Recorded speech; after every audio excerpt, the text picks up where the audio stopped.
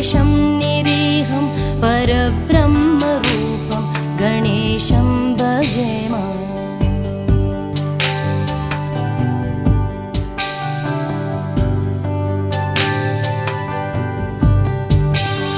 गुणातीतमानं चिदानन्दरूपं चिदाभासकं सर्वगं ज्ञानगम्यम्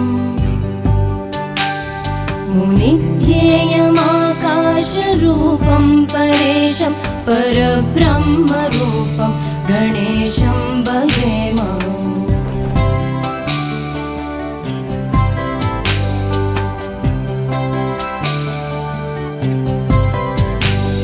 जगत्कारणं कारणज्ञानरूपं सुरादिं सुखादिं गणेशं भजेम।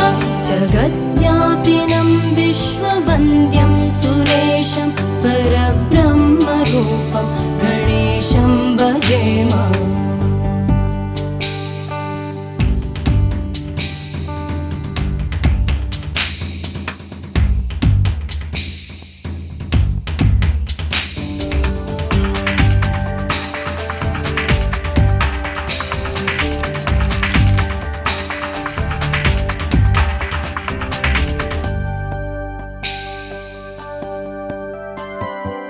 रजो योगतो ब्रह्मरूपं श्रुतिज्ञं सदा कार्यसक्तं हृदा चिन्त्यरूपम्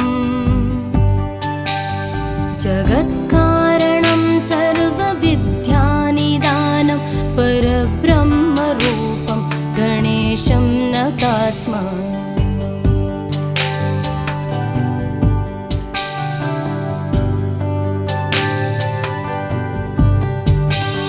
सदा सत्ययोग्यं मुदा क्रीडमानं सुरारेन् हरन्तं जगत्पालयन्तम्